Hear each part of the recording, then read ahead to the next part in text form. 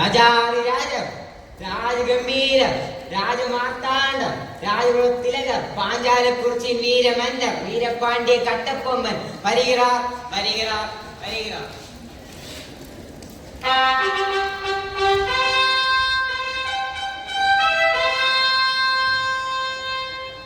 പാഞ്ചാലക്കുറിച്ചി ചക്രവർത്തി, പാഞ്ചാലക്കുറിച്ചി ചക്രവർത്തി, പാഞ്ചാലക്കുറിച്ചി ചക്രവർത്തി, പാഞ്ചാലക്കുറിച്ചി ചക്രവർത്തി.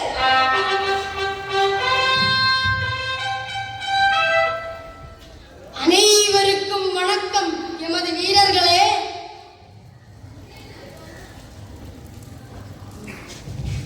அண்ணா பணிகின்றேன். தங்களை காண திருநெல்வேலி கலெக்டர் டபிள்யூ ஜாக்சன் துறை ஓலை அனுப்பியுள்ளார். ஓஹோ, அப்படியா? இருக்கட்டும் இருக்கட்டும், உறக்கப்படியுங்கள் பிள்ளை அவர்களே, நாடு கேட்கட்டும்.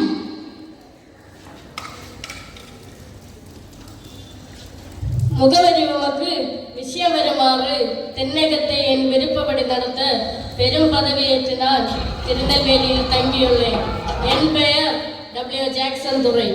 ஏனைய பாளையக்காரர் எல்லாம் என்னை பேட்டி கண்டு வரியும் செலுத்தி விட்டார்கள். நீ வராதது ஏன்? குறிப்பிட்ட தினத்திற்குள் என்னை வந்து சந்தித்து வரி செலுத்தாவிட்டால் பாளையம் பறிக்கப்படும். அதற்கு பின் ஏற்படும் அனைத்து விளைவுகளுக்கும் நீரே பொறுப்பு. இப்படிக்கு டபிள்யூ ஜாக்சன் துரை, திருநெல்வேலி. விதச்சுகிறானா அவன்? அகம்பாவம் பிடித்த வெள்ளையன், அந்நியனவன். ஆணையிடுங்கள் அரசே, அரை நொடியில் அவன் தலையை வெட்டி வருகிறேன். ஓஹோ, இப்படி போகுதா? 47 தலைமுறைகளாக இந்த பாளையத்தை கட்டி காத்து வருகிறோம்.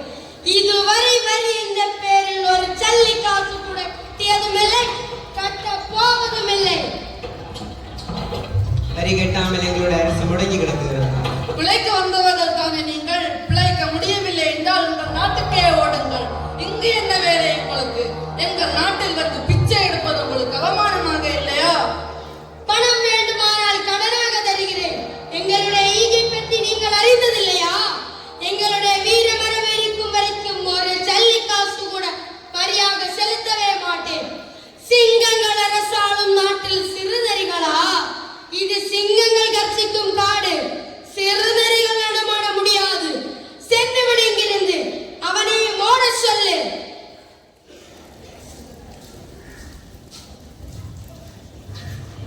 அண்ணா, தங்களை காண கோபாலே ஐயர் வந்துள்ளார். அண்ணா, என் பெயர் கோபால் ஐயர். நான் ஜாக்சன் துறையுடன் உத்தியோகியை பார்க்கிறேன். ஜாக்சன் துறை அவர்கள் தங்கள் ஊரில் உள்ள முதலியாரின் வீட்டில் மேல் மாடியில் தங்கியுள்ளார். படைபலமின்றி அவரை தனியாக சந்திக்க கூறியுள்ளார். அண்ணா, இது சூழ்ச்சி. நீங்கள் தனியாக செல்லக்கூடாது அரசே. இல்லே மன்னா, அந்த சந்திப்பு நமக்கு மிகவும் முக்கியம். நீங்கள் ஜாக்சனை தனியாக சந்திக்க சிறந்த ஏற்பாடு. நமக்கு அறிவும் உண்டு, ஆற்றலும் உண்டு. பிறர் எதற்காக நாம் பயப்பட வேண்டும்? கோபாலரே, போய் சொல்லுங்கள், நான் தனித்து வருவதாக.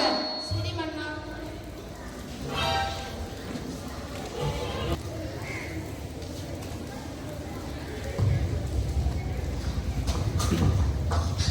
அரசே, உங்களை காண கட்டபொம்மன் தனியாக வருகிறார்.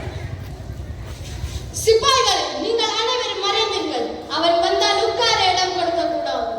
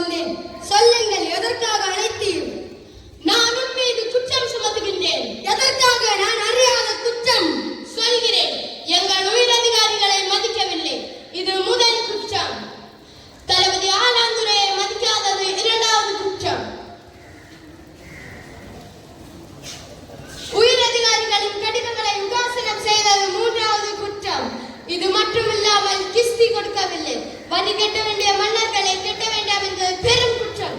இதற்கெல்லாம் என்ன சொல்கிறாய் நீ? ஓகோ, எனக்கு பாடம் புகட்டுகிறாயா நீ? நீ கேட்டதற்கெல்லாம் இதோ பதில். கிஸ்தி, வரி, திரை, வட்டி, வேடிக்கை. வானம் பொழிகிறது, பூமி விளைகிறது. உனக்கேன் கொடுப்பது கிஸ்தி? எங்களோட வயலுக்கு வந்தாயா? ஏற்றம் இறைத்தாயா? நீர்ப்பாய்ச்சி நெடுவயல் நிறைய கண்டாயா? நாற்று நட்டாயா? களை பறித்தாயா? கழனிவாழ் உழவருக்கு கஞ்சி களையம் சுமந்தாயா? அங்கு கொஞ்சி விளையாடும் எங்குல பெண்களுக்கு மஞ்சளில் பணிபுரிந்தாயா? அல்லது நீ மாமனா மச்சானா? மானம் கெட்டவனே, எதற்கு கேட்கிறாய் வரி? யாரை கேட்கிறாய் திரை? ஓரடித்து நெற்குவிக்கும் வேலை நாட்டு உழவர் கூட்டம் உன் பரங்கியர்களின் தலை நெற்கதிர்களால் குதித்துவிடும். ஜாக்கிரதை. ஷடப் கட்டபொம்மன், மீண்டும் கேட்கிறேன். எங்களுக்கு கெட்ட வேண்டிய வரியை கெட்ட வேண்டும், இல்லை என்றால் உன்னை கொன்று விடுவோம். மீண்டும் சொல்கிறேன், இது எனது மக்கள், எனது நாடு. வரி செலுத்தவே முடியாது. வரி கட்ட மறுத்ததால் ஆங்கிலேயருக்கும் வீரபாண்டிய கட்டபொம்மனுக்கும் இடையே போர் ஏற்படுகிறது.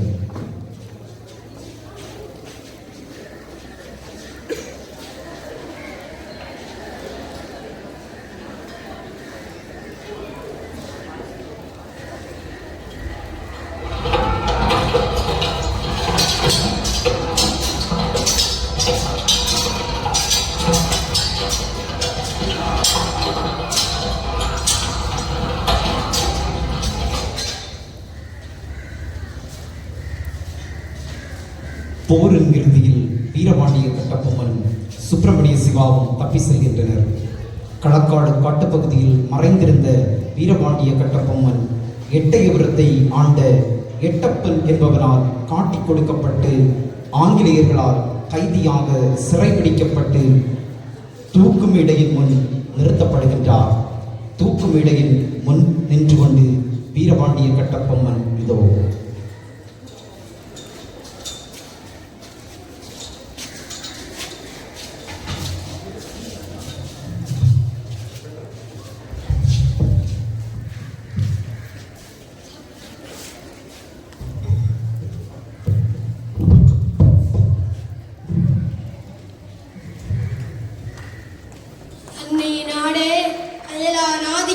எதிர்த்து எனக்கு அவன் அளித்த பரிசு இந்த தூக்குமேடு. உன் மீது புறர் நாட்டார் காலடி படாமல் காக்க எண்ணினேன். காலம் சதி செய்து விட்டது. மரணத்திற்கு நான் அஞ்சவில்லை. என் உடல் மறைந்தாலும் இந்த மண்ணை காக்க மறவர் கூட்டம் திரண்டெழுவதை நான் அறிவேன். வருங்காலத்தில் விடுதலை கனியை உன்னை போவதில் என்னால் ஓர் உயிர் அழிவதில் எனக்கு நட்டமில்லை.